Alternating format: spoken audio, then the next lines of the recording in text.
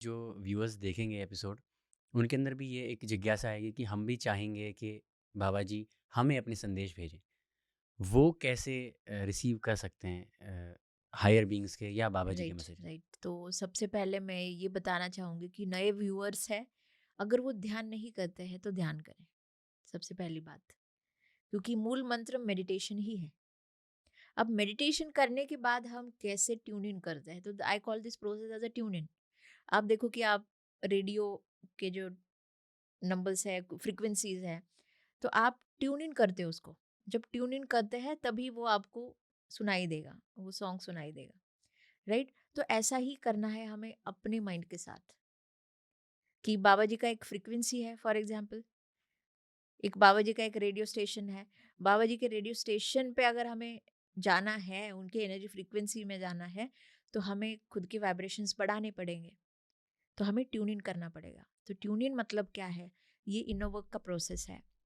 हमें सबसे पहले अपने नेगेटिव बिलीफ सिस्टम को देखना सीखना होगा, कि मेरे अंदर क्या नेगेटिव थॉट्स हैं, क्या बिलीफ सिस्टम है, और वो क्या पैटर्न्स है।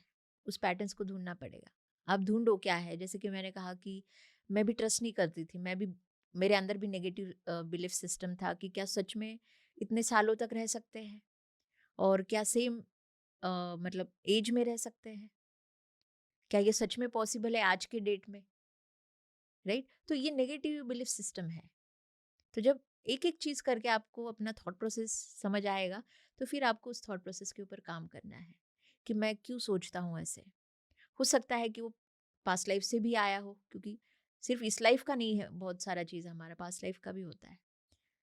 तो ये एक सबकॉन्शियसली हम उस चीज़ को बना लेते हैं अपने अंदर, जिसकी वजह से वो ब्लॉकेजेस फॉर्म करता है हमारे लाइफ के अलग अलग एरियाज में।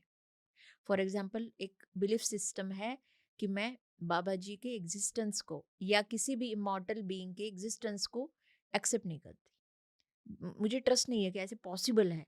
ये सिर्फ शायद कथाओं में हो सकता है। क्यों? बहुत साल हो गए। अब ये एक बिलीफ सिस्टम है, मुझे एक पैटर्न मिल गया। अब ये हो सकता है कि बहुत सारे जन्मों में मैंने सोसाइटी से लिया हो। सोसाइटी एक सोर्स हो सकता है, कि बाहर सुन सुन के हम भी भूल गए कि हम भी नहीं ट्रस्ट करेंगे भाई। ये तो कथाओं में अच्छा लगता है। हम कथाओं को बस मानने तक, हाथ जोड़ने तक ही रखेंगे, लेकिन खुद पे आएगा तो हम उसको मानेंगे नहीं। राइट?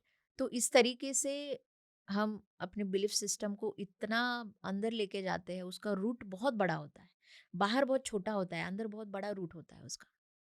तो वही बिलीफ सिस्टम आपके अलग अलग एरियाज में ब्लॉकेजेस क्लियर करेगी। फॉर एग्जाम्पल, किसी के एग्जिस्टेंस को एक्सेप्ट नहीं करने का बिलीफ सिस्टम है, ठीक है, ये पैटर्न मिल गया, ये थॉट मिल गया आपको, ये रूट है उस बिलीफ सिस्टम का।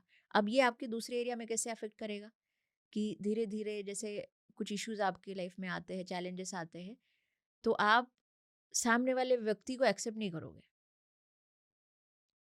या फिर सपोज आपको बहुत बड़ा ऑफर आ रहा है, कहीं जाना है आपको, फॉरेन का कोई ऑफर आ रहा है, आप उसको एक्सेप्ट नहीं करोगे, आप बिलीव ही नहीं करोगे कि ये हो सकता है मेरे साथ। आप उसको रिजेक्ट भी कर सकते हो out of that belief system, कि ये कैसे मेरे साथ हो सकता है। मतलब, if you have a question related to the existence of somebody, then it also create the blockages for the existence of your reality, कि धीरे धीरे आप अपने भी एग्जिस्टेंस को डिनाई करने लगोगे। आप नहीं मानोगे कि मैं ये कर सकता हूँ। आप नहीं मानोगे कि मैं मेरा पोटेंशियल ये है। हो सकता है आप सोचे, लेकिन आप खुद को करने के लेवल तक नहीं लेके जाओगे। क्यों? क्योंकि आपका सिस्टम आपको एक्सेप्ट नहीं करने दे रहा। वो बोल रहा है कि नहीं, इतना बड़ा एग्जिस्टेंस मेरा नहीं हो सकता, वो सिर्फ ड्रीम में ही अच्छा लग रहा है। आप सोच जरूर रहे हो कि मुझे ऐसे बनना है, वैसे बनना है, लेकिन वो बिलीफ सिस्टम जो है, जो एग्जिस्टेंस से रिलेटेड है, वो करने नहीं दे रहा आपको। फिर आप क्या, फिर आउट ऑफ दिस कितने सारे थॉट्स बन जाते हैं। आप सोचोगे कि अच्छा, ये ऐसा कुछ किसी एक्स वाई जेड पर्सन के लिए ही है, मे बी मैं तो शायद इसके लिए बना ही नहीं हूँ, शायद मैं बस सोच ही रहा हूँ, लेकिन मेरी औकात नहीं है। या फिर this thing is this thing can be experience by only blessed ones. बहुत सारे लोग मुझे बोलते हैं कि आप ब्लेस्ड हो पल्लवी जी, आपने बाबा जी को देखा है। ऐसा नहीं है, बिल्कुल नहीं है। बिकॉज़ जिस तरीके से अनुभव मैंने लिए हैं, इसका ना मुझे कभी फ़ील हुआ, ना बाबा जी ने करवाया कि मैंने बहुत कुछ कहीं बड़ा झंडा गाड़ दिया हो या कुछ अलग से किया हो। अलग से कुछ नहीं है।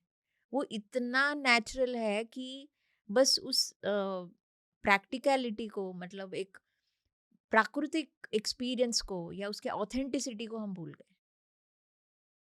उसके पावर को भूल गए कि जो बहुत नेचुरल है।